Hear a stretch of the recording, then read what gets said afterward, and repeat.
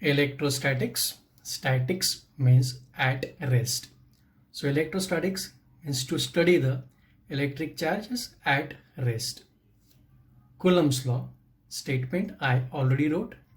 The force of attraction or repulsion between 2 point charges at rest is directly proportional to product of magnitude of their charges and inversely proportional to the square of the distance between them. Suppose there are two charges Q1 and Q2 point charges separated by distance say R. Then force of attraction or repulsion. If charges are like, means for like charges, means both the charges are positive or both the charges are negative.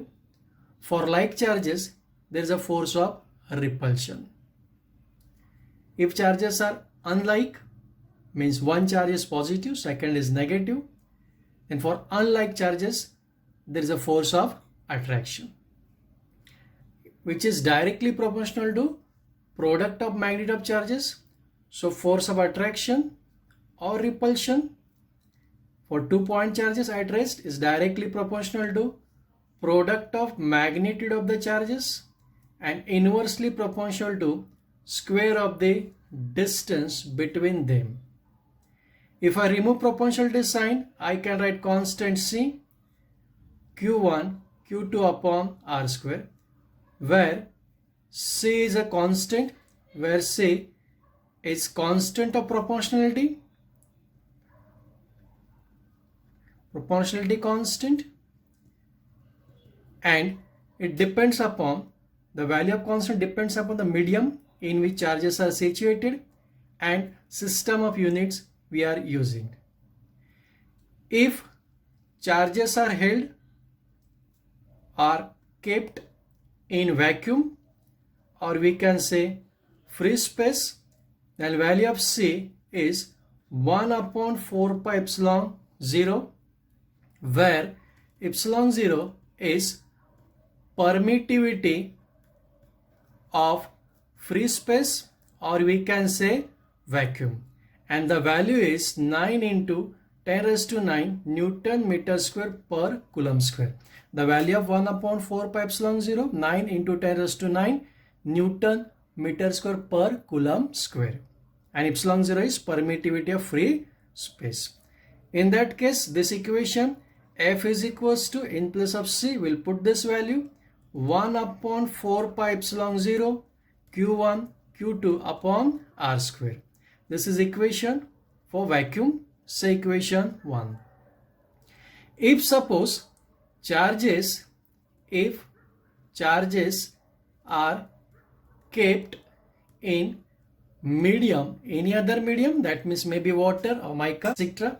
If charges are kept in medium of permittivity say epsilon, then equation F for medium, the value of C is 1 upon 4 pi epsilon Q1 Q2 upon R square will keep as it is, Q1 Q2 upon R square.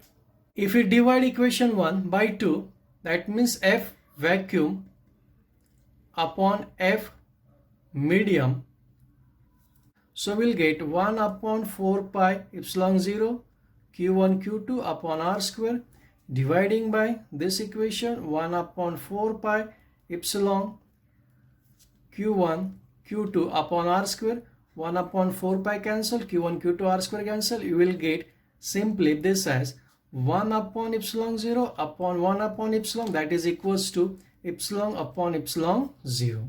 This is F vacuum upon F medium. So I can say F vacuum to F medium is equals to epsilon upon epsilon 0, where epsilon is absolute permittivity of medium and epsilon 0 is a permittivity of free space.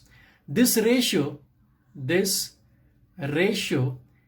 is epsilon upon epsilon 0 is also called as the relative permittivity, that is E suffix R, or you can say epsilon upon epsilon 0 is equals to dielectric constant, and this dielectric constant we can indicate symbol K.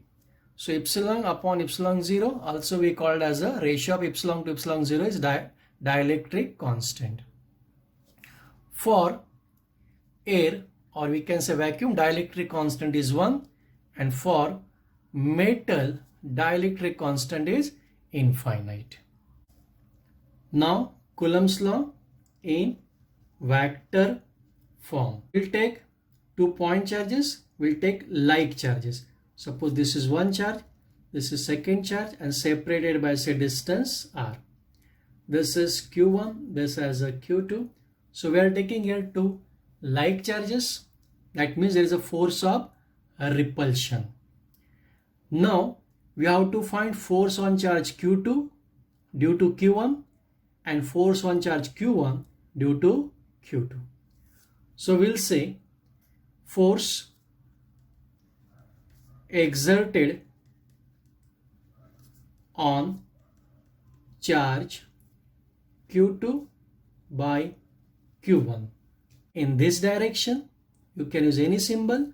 Let us say we'll use the symbol F21.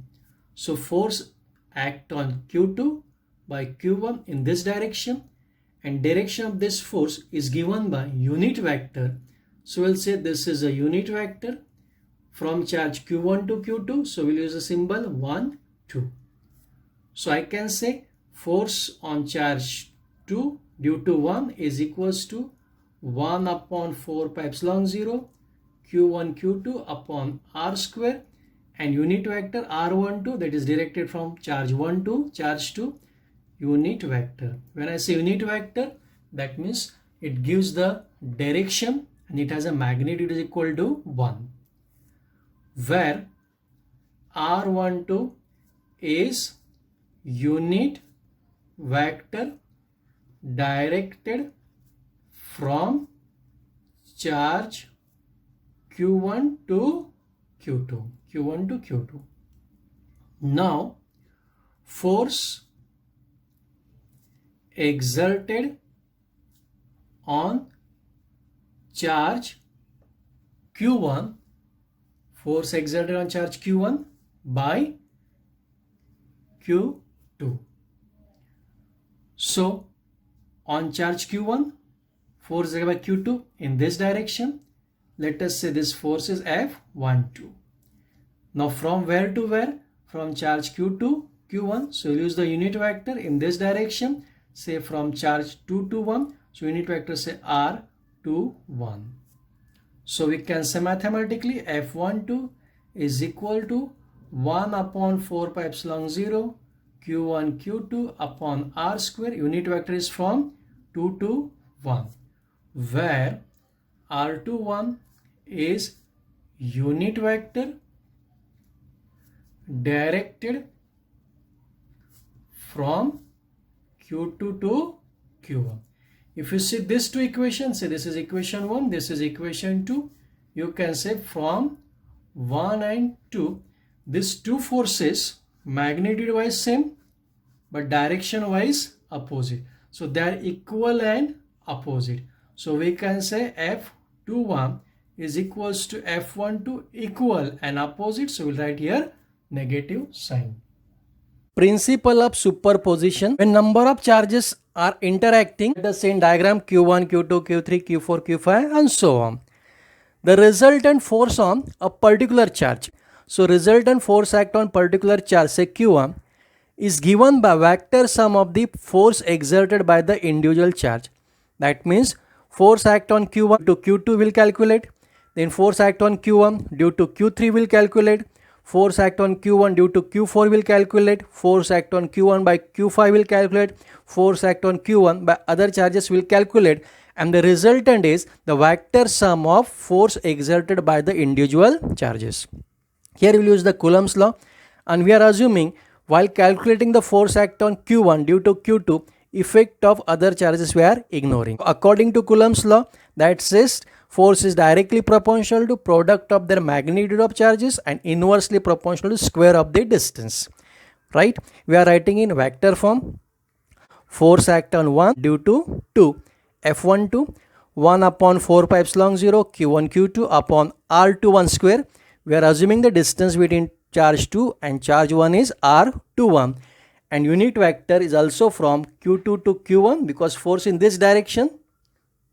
So unit vectors from charge 2 to charge q1, say r21. You can use any symbol, students, keep in mind. So f12 1 upon 4 pi epsilon 0 q1 q2, square of the distance r21, and unit vector which gives the direction. This unit vector is directed from charge q2 to charge q1. Now force act on charge 1 due to charge q3.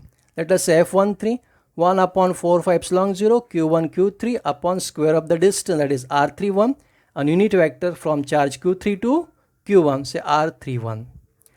Similarly, force act on charge q1 f14 1 upon 4 pi epsilon 0 q1 q4 square of the distance r41, and unit vector in the direction from charge q4 to q1, that is r41, and so on. So total force act on charge q1 due to all these charges, vector sum of individual charge, that is total force is equals to f12 plus f13 plus f14, and so on.